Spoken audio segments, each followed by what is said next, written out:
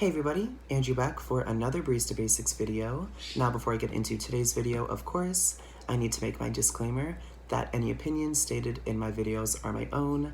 I am not here to represent Starbucks or any other corporation or impede on any of these companies' intellectual properties or trademarks. Of course, my videos are simply just meant for fun and educational purposes. So with that said, we can go ahead and get into today's topic, which is all about different foods that pair well with coffee, more specifically the three main roasts of coffee. So as we all know, coffee is something that can be enjoyed on its own, most times is. It can stand its ground, but sometimes not even just with coffee. When you're having something to drink, it's nice to pair it with something to eat. So I thought, since we've kind of been talking about coffee in the last few episodes again, we sort of have started a new saga of coffee a little bit, that it would be appropriate to discuss some foods that typically pair well with our coffee. Can go ahead and unplug that. So we can move into our cheat sheet for the day, unsurprisingly. And here I have listed the three main roasts of coffee. I decided not to include medium dark roast because it is, of course, a hybrid of medium and dark, and so I figured the information contained in this cheat sheet would encompass the medium dark roast as well. And I'm also trying to make this video shorter. Last week's video was almost 20 minutes long, so we're gonna try to make it not as long this time. Sorry about that. So we can go ahead and get started, not waste any more time. We can begin with our light roast. And as a little recap, light roast, as we all know, has a high acidity, which generally means that it is lightly bodied and is not very bitter.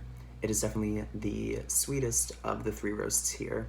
It is also generally just pretty mellow, not super aggressive, all up in your face, kind of like our dark roast is.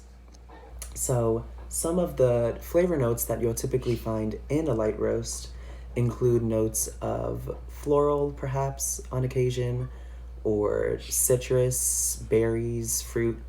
These are all some pretty common flavor profiles within a light roast. So these notes means, these flavor notes mean that it pairs well with, of course, fruits, berries, more specifically citrus fruits as well, to really help bring out that acidity even more, complement it really well. And generally just light foods, foods that aren't super rich or super heavy, a food that you take 2 bites of and you're like, whew, that was enough. Those, as we can see in the next point, do pair well if you want to provide some contrast, but if you want something to complement the flavors and sort of the essence of light roast, then lighter food would be the way to go. Moving into that point, though, that I had just mentioned previously, if you want to provide some contrast for your coffee drinking, food eating experience, you could actually try to pair it with something that is relatively rich and heavy. For example, I have here like a dark chocolate devil's food cake, or like a really rich brownie, for example, as well. Those would help provide some contrast, of course, because the acidity in our light roast coffee would help cut through some of that richness. Now moving on to our medium roast. Of course, this is America's beloved roast, and as such, it is just pretty run-of-the-mill, your kind of average Joe, pretty average across the board. She's not doing anything crazy, our medium roast, but we still love her. We love how well balanced she is and how she pairs well with virtually everything. She's very versatile. So along those notes, it, of course, being, the classic American roast, it pairs great with some classic, sorry I'm itchy today, by the way. I don't know what is going on with me. It pairs really well with some classic coffee house treats. For example, a coffee cake or a croissant, even a brownie as well, or a cookie.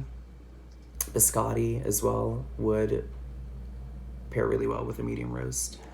And even something as unique as a stroopwafel, which I'm not sure if you've heard of. I learned about it maybe within the past year or two, and essentially they're just like really thin waffle cookies. And they're super yummy on their own, but actually their intended purpose, or the most typical consumption of them, occurs by placing it on top of your cup of coffee, your hot cup of coffee. And the steam, the heat, helps to soften the waffle cookie, and of course, which makes it less crunchy. And so that makes a pretty interesting experience for you. If you've ever had stroopwafel before, I would encourage you to try it in the way that I just described, because after I learned about it, I had to try it, and my mind was blown. It was fabulous. So yeah, classic medium roast, we love her. Classic coffeehouse treats, of course, a match made in heaven. Now, moving on to our finale here, our dark roast. This is, of course, the opposite of our light roast, meaning that it is not very acidic and is very full-bodied and relatively bitter. Of course, this means that it is bold. Of course, as opposed to our light roast, which, you know, kind of beats around the bush, our dark roast will get right up in your face and tell you what's up. So, yeah, she's bold. And as such, she typically has notes of roast, like it has roasted notes, of course, since it's roasted for the longest. Also, typically some chocolatey cocoa notes, as well as sometimes nutty notes and even some spiced notes. And so as such, this roast of coffee would pair well with chocolate, specifically spiced chocolate as well, because that would help bring out some of those spice notes, as well as nuts, of course, and cinnamon as well. This pairs well, of course, cinnamon pairs well with chocolate, and so this would really complement those cocoa notes of our dark roast. Now, if you want to make your dark roast experience a little more interesting and want to try something perhaps a little different, I would recommend pairing it with something that is bright, light, and relatively acidic. For example, like a fruit tart. Those, you know, that's just one example of a food that would provide some contrast to the richness of the dark roast. Of course, the acidity would help cut those rich flavors. And yeah, that is actually going to be all for today's video. Actually, I should say, of course, I kind of have been getting into this habit lately, as you've probably noticed, but these are generalizations. Of course, different dark roasts have subtly different notes. Light roast, medium roast, the same idea. They all are each different roast, each different manufacturer, whatever. They're all unique. So these are generalizations. You know, if you are curious to try a certain type of dark roast, I encourage you to do some research on it, on its flavor notes, and you can perhaps use this video as inspiration to see what would or wouldn't pair well with that. So I just wanted to make that little statement, of course, because I'm not trying to act like a know-it-all. There are exceptions to the things that I listed. Yeah. Anyways, so generalizations, but still good rules of thumb to follow. So I can go ahead and conclude our video now. I try to make this video shorter, and we're running on 9 minutes. I don't know how it happens, probably because I'm talking like this right now. So I'll shut up and end the video. Thank you guys so much for watching.